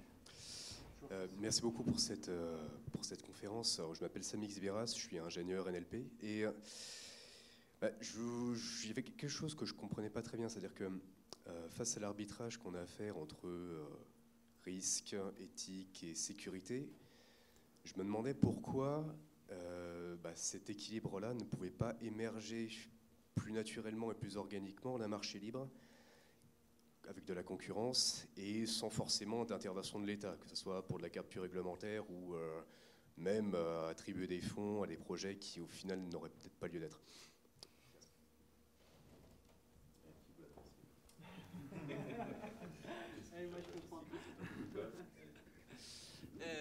Non, mais c'est une bonne question. Après, je pense qu'il y a plusieurs points là-dessus. Je pense que d'abord, certes, on est sur un marché libre, mais on est quand même sur un marché qui est fortement oligopolistique. Et ça comporte intrinsèquement un biais dans la manière de résoudre cette équation, parce que c'est des acteurs. Moi, je viens du monde des réseaux sociaux avant, et on vit la même chose, en fait, encore et encore, sur ces sujets-là de gestion des risques et de capture réglementaire. Et donc oui, j'ai envie de vous dire, dans un monde idéal, ça se réglerait par un marché complètement libre et ouvert où le bien gagnerait à la fin. Malheureusement, c'est pas tout à fait comme ça que ça se passe. Encore une fois, parce que c'est un marché qui est extrêmement concentré, parce qu'aussi il y a différents modèles dans ce marché et que aujourd'hui on a plutôt un marché qui est dominé par des modèles fermés. Donc avec aussi une volonté de ne pas forcément ouvrir très largement les modèles, donner accès aux modèles, permettre de regarder sous le cabot. Et ça, il y a une vraie menace contre l'open source qui vient donc aussi atteindre un peu cet objectif de comment on concilie sécurité, éthique avec la compétitivité. Donc ça, c'est aussi un vrai sujet. Donc je pense que oui, dans un monde idéal, ça se passerait comme ça. Malheureusement, ça ne marche que comme ça, que sur un marché où il y aurait beaucoup d'acteurs et beaucoup d'acteurs qui arriveraient à trouver un équilibre. Malheureusement, c'est une industrie qui est extrêmement coûteuse. On n'a pas du tout parlé de ce point-là, mais créer des modèles, ça coûte extrêmement cher. Et donc, de fait, ça réduit drastiquement le nombre d'acteurs qui peuvent essayer de concourir. Et on a la chance d'en faire partie, mais avec des fonds qui sont vraiment très, très loin de ce qu'ont nos concurrents. Moi, je voudrais revenir quand même sur le principe même de l'idée que le marché, ça se régule et tout se passe bien. Parce que la tendance naturelle du marché, c'est le monopolisme. C'est la création des monopoles. Enfin, vous dites non, mais regardez la réalité. Il y a eu des monopoles, dès lors qu'il y a des grandes entreprises qui commencent à se créer, la tendance, c'est le monopole. Le monopole, c'est pas bon. C'est pour ça qu'il y a des lois anti-monopole. parce que justement, c'est anti-concurrence, c'est-à-dire que le marché détruit le marché en quelque sorte, en arrivant au monopole. Ça s'est passé pour les entreprises pétrolières. Combien d'entreprises d'aviation il y a aujourd'hui, de constructeurs aéronautiques, je veux dire, et justement, c'est un secteur extrêmement réglementé. Et aussi le fait que dans le domaine de l'IA, on a aussi aujourd'hui des monopoles, je veux dire, effectivement. Et ces monopoles, on vient de parler longuement d'eux. Donc, ça ne se régule pas tout seul. Je viens de me replonger, je n'ai pas utilisé le chat, mais j'aurais dû, dans les axiomes de la concurrence pure et parfaite. Les axiomes de la concurrence pure et parfaite, je les recite quand même. Atomicité du marché, good luck, là, hein. Homogénéité des produits, c'est plus intéressant, là c'est plus intéressant. Libre entrée et sortie du marché, good luck. Transparence de l'information, j'en parlais, good luck aussi. Mobilité parfaite des facteurs de production.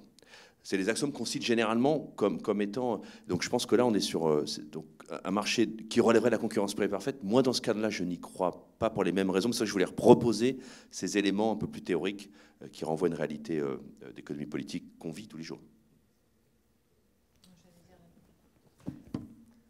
Nouvelle question.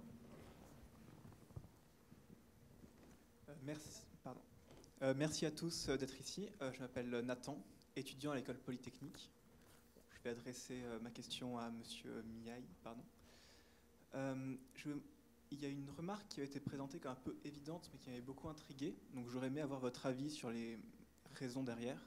Au sujet de la pluralité des cultures dans les données d'entraînement d'une IA. Ça m'a semblé assez étrange, car si une IA cherche à approximer la fonction la plus simple, qui coïncide avec toutes les cultures humaines simultanément, ça me semble être une fonction beaucoup plus discontinue, beaucoup moins robuste, beaucoup plus difficile à interpréter, donc avec plus de risques de problèmes d'alignement accidentel, par exemple, qu'une fonction qui juste essaierait de suivre une valeur humaine donnée. Donc même si la conservation de culture ou de langage est importante dans un cadre linguistique, par exemple, j'ai trouvé ça étonnant que ce soit considéré comme évident que ça se transcrive dans les données d'entraînement. C'est brillant ce que vous dites, parce que c'est une tension qui est très forte, en fait, et qu'on n'a pas fini de vivre. Cette tension entre le pluralisme, qui est vecteur donc d'une forme d'entropie, pour le coup, et de risque, et le besoin d'avoir un cadre unifié qui est plus facile à sécuriser. Cette tension, on la vit sur le plan fondamental, qui est une tension existentielle, qui est d'éviter le totalitarisme quand même, hein. C'est pas la première fois, c'est pas la première saison de ce combat. On n'a pas fini de le vivre, et en effet, il va falloir vivre cette tension, continuer de la vivre, et faire en sorte d'avoir quelque part un cadre unifié, mais pas singulier. Et de le traiter de haut jusqu'en bas, et de faire en sorte, en effet, de réconcilier les problématiques de pluralisme avec les problématiques d'alignement. C'est pas gagné. De notre point de vue, ça implique de vraiment accélérer, de mettre le paquet sur les recherches en matière d'interprétabilité, parce que même si, comme le revendique Yann Lequin, et je pense que sur le fond, il n'a pas tort, c'est qu'on va basculer vers autre chose que le cœur récursif des modèles. On va venir les compléter avec des architectures complémentaires pour faire typiquement de la modélisation du monde. Le cœur récursif qui n'est pas interprétable va demeurer quelque chose d'essentiel, de fortement risqué pour déployer ces modèles dans des fonctions de plus en plus critiques, systémiques. Et donc, on ne va pas pouvoir passer à côté, quelque part, de la résolution de ce problème. C'est une résolution qui est hautement dynamique. Ça, c'est vrai. Donc, faites bien de le dire. En effet, c'est une évidence. On n'a pas fini de vivre cette tension.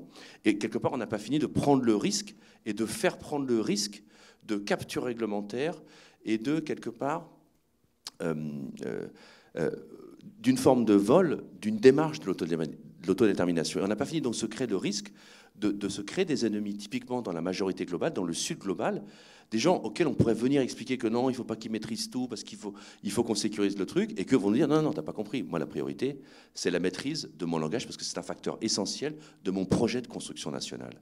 Donc cette tension-là, on n'a pas fini de la vivre. C'est pour ça qu'il faut quelque part arrêter de bricoler. Tout le monde doit balayer devant sa porte, tout le monde doit prendre ses responsabilités et les prendre à bras-le-corps, compte tenu de ce type de tensions qui n'ont pas fini de se manifester. On a le temps pour 2 dernières questions. Bonjour, je m'appelle Samuel, je suis aussi élève à Polytechnique et merci beaucoup d'être venu pour cette table ronde très intéressante. Moi, c'était une question par rapport au AI Bubble Burst que vous avez mentionné. Si ça devrait arriver, est-ce que il y a des choses à faire pour que cette chose n'arrive pas, ou est-ce que c'est quelque chose qui va arriver quoi qu'il arrive? Et quels sont les risques derrière? Quels sont vraiment les enjeux? Parce que, comme vous avez dit, l'IA est essentielle dans la construction d'une vision nationale, d'entreprise internationale, etc. Donc, comment trouver solution autour d'un problème tel qu'une éventuelle explosion de la bulle de l'IA? C'est pour, en fait, c'est surtout Raja et Nicolas qui ont parlé du bubble burst, mais...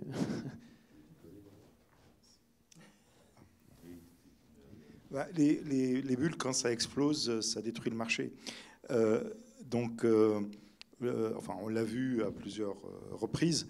Donc, s'il y a une inflation, pas une inflation, mais au sens qu'il y a trop d'attentes sur ce que l'IA peut livrer et qu'elle ne le fasse pas, eh bien, ça veut dire qu'il y a beaucoup d'entreprises qui vont s'écrouler. Ça veut dire qu'il va y avoir un problème de confiance, non seulement dans les entreprises, mais dans la technologie elle-même. Et donc, il faut rebooter un peu tout le système. C'est une sorte de régulation, si on peut dire, mais un peu catastrophique. Pourquoi est-ce que ça pourrait arriver? Parce qu'il y a tellement de discours sur tout ce que les systèmes d'IA peuvent faire que le risque, c'est que ça ne soit pas capable de le faire. Effectivement, enfin, on a vu des exemples là, mais c'est le rapport de Goldman Sachs que j'ai mentionné, c'est des estimations sur. Enfin, il y a des gens qui disent que, en fait, si on regarde effectivement les vrais gains de productivité par rapport à ceux qui étaient estimés, ben, c'est pas à la hauteur. Et quand c'est pas à la hauteur, ça va perdre la confiance justement des investisseurs, et c'est ça qui va faire exploser la bulle. Alors, évidemment, ce ne sont que des projections, des études, tout le monde peut se tromper, donc il faut faire attention à ce genre de rapport. Mais le risque, il est là. Et donc, ça donne une incitation forte à faire des choses sérieusement, c'est-à-dire que le système fonctionne comme on le veut. Donc, les questions de la safety, que ceux qui développent ces systèmes soient extrêmement prudents sur ce qu'ils promettent et ce qu'ils sont capables de faire, c'est offrir des solutions solides. Voilà. Moi, je rajouterais 2 points. Généralement, ce qu'on cherche à faire en macroéconomie quand on a un risque de bulle, c'est d'éviter l'éclatement par la déflation. On cherche à dégonfler la bulle pour éviter l'éclatement et éviter que, justement, demain, dans son 4e tour, Mistral ne puisse pas lever le capital nécessaire pour continuer et qu'il soit du coup écrasé, qu'il disparaisse face à des gens qui, eux, vont continuer. La capitalisation boursière de Microsoft, eux, il n'y a pas de problème. La capitalisation boursière, donc je serais content d'écouter ta réponse. La capitalisation boursière de Microsoft ou de Google est telle que eux n'auront pas de problème à passer outre le manque de réalisation des promesses en matière de gain de productivité. C'est ce qu'a vécu DeepMind. Pendant 10 ans, Demis Hassabis a réussi à faire tourner son énorme labo chez Google, sans sortir de produit. On reste dans une logique scientifique qui a créé beaucoup de valeur, mais peu de valeur qui s'est matérialisée facilement sur le plan économique. Moi, une des craintes que j'ai de cette bulle, c'est qu'encore une fois, elle se termine par le fait que certains qui ont les moyens d'accélérer, en dépit d'une logique de safety et de partage de la valeur, puissent continuer à le faire, en se cachant du marché parce qu'ils ont les moyens de le faire, et que les autres qui ont besoin d'organiser le partage de cette valeur, qui nécessite, eux, d'avoir une répartition des risques plus équilibrée, ne puissent plus autant le faire. Et c'est pour ça qu'il faut faire les choses sérieusement, essayer de dégonfler quand il faut pour éviter que les investisseurs partent en courant. Voilà. Et ça passe par des questions de tests, d'évaluation, de robustesse, pas que. Et aussi, ça passe par des questions, je pense, de partage de la valeur et d'organisation, je le redis, ce que j'ai dit en ouvrant, d'organisation d'une filière industrielle. Alors moi, j'espère que ça n'arrivera pas, à titre personnel. Mais je pense qu'il y a un point aussi qui est important, c'est la manière dont vont communiquer ces entreprises-là et le niveau de promesse qui dépasse la réalité du modèle. Et on a plein d'exemples d'entreprises qui ont fait des coms qui étaient des montages, qui ont fait des communications qui surestimaient les vraies capacités du modèle. Et puis après, quand on commence à regarder et à tester, on n'y est pas. Et ça, c'est un vrai sujet aussi parce qu'en fait, la promesse, elle est supérieure à la réalité et on y arrivera. La technologie, elle va vite, mais il ne faut pas survendre ce qui est possible. Et je pense qu'il y a un autre point qui est important. Nous, on est une entreprise qui a été fondée et qui est dirigée dirigé et qui est aux mains, d'un point de vue contrôle capitalistique, de scientifiques. Notre raison d'être, c'est la recherche scientifique, et ça, c'est un point qui est important aussi. On fait des modèles pour faire avancer l'état de l'art et pour faire avancer la science. Et pour pouvoir le faire, on a besoin de créer du revenu, et donc on crée des modèles à usage B2B. Mais donc il faut aussi pas oublier dans quoi on s'inscrit, et je pense que c'est important aussi de suivre cette boussole-là qui est la boussole de la science. Une dernière question.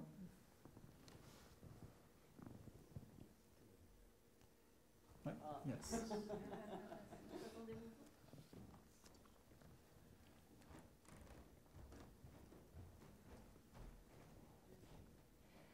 Agnès Delaborde du LNE. Une question pour Audrey. Ah bah oui, évidemment. Tout à l'heure, vous avez dit que vous attendez des AI Safety Institutes, qu'il n'y ait pas 50 interlocuteurs. Qu'est-ce que vous entendez par là? Est-ce que c'est au niveau français un interlocuteur unique ou un interlocuteur au titre d'une coopération internationale? Et également, deuxième question en une, on dira que c'est juste une question. Qu'est-ce que vous attendez de cet interlocuteur, en tant qu'industriel, bien sûr?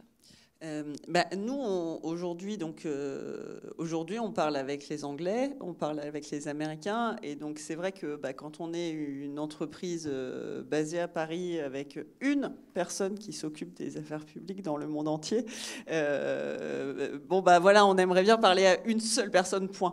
Et donc c'est pas une question non, mais c'est juste que la démultiplication des instituts crée pour nous un poids et une contrainte. Et donc, c'est vrai que nous, ce qu'on voudrait d'abord, c'est avoir un vrai échange, un vrai dialogue qui soit quelque chose qui puisse nous faire progresser. Je pense que c'est ça le sujet pour nous. C'était mentionné, c'est comment ces instituts, ils sont plutôt au service de notre trajectoire d'entreprise et de se dire que comment, effectivement, ça apporte à la fois de la confiance, parce que être évalué par des organismes extérieurs qui ont ce cachet, et c'est une manière aussi de dire, c'est pas nous tout seuls dans notre coin qui disons nous ce qu'on fait c'est bien, et ça c'est un point qui est important, mais effectivement nous, dans un monde idéal, on aimerait bien que, encore une fois, un peu sur le modèle des CNIL, même si on ne parle pas de régulateur, mais qu'on ait une vraie coopération et une vraie organisation entre les instituts, ce qui permettrait pour nous, on est en France, notre siège social est en France, on travaillerait avec l'Institut français, et puis quand les Anglais ou les Américains ont une question ou un point, ils se tourneraient vers leurs collègues français qui ensuite viendraient nous voir ou leur passeraient les choses qui ont déjà été faites. Mais éviter la démultiplication des initiatives, parce que, encore une fois, c'est compliqué. Oui, mais c'est compliqué à gérer pour des... Je pense que c'est un point qui est extrêmement complexe pour les startups. Quand ils ont cette ambition internationale et qu'ils ont envie de se développer, de devoir démultiplier les démarches, c'est compliqué. Si je peux juste ajouter un point, il faut aussi qu'il y ait les mêmes normes partout. Ah bah oui, oui.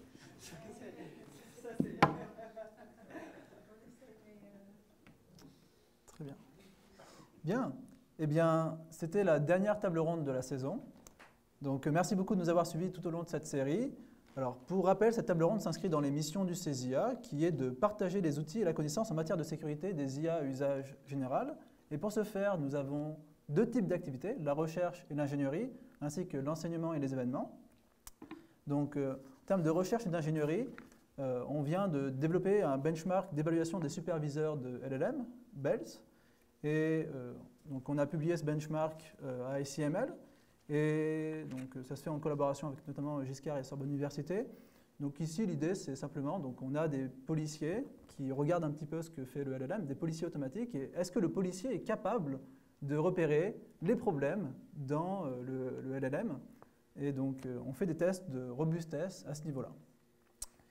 Et sur l'enseignement et les événements, notre deuxième type d'activité, on fait toute une déclinaison d'événements, du moins technique, introductif, tels que les conférences, à des choses beaucoup plus techniques, telles que les bootcamps techniques. Donc les conférences, ça se fait avec différents acteurs. Les cours techniques, on le fait dans cette même salle avec le Master MVA et au département d'informatique de l'ONSUM. Vous êtes les bienvenus l'année prochaine. C'est ouvert aux auditeurs, auditrices libres. Et on fait plein de hackathons, notamment avec Meta 42 et le Collège de France.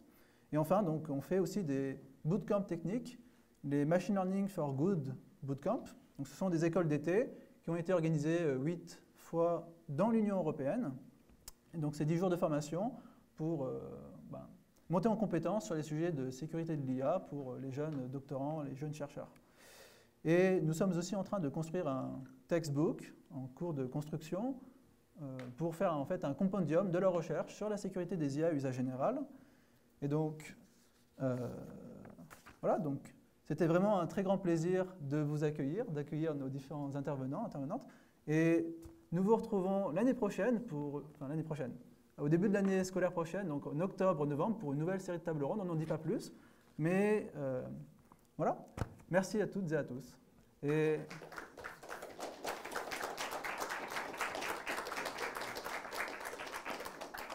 donc on a une newsletter aussi si vous voulez ne pas rater ces nouveaux événements, si ça vous a plu. Et on se retrouve au buffet qui se trouve au rez-de-chaussée pour continuer de discuter de tous ces sujets. Merci à toutes et à tous.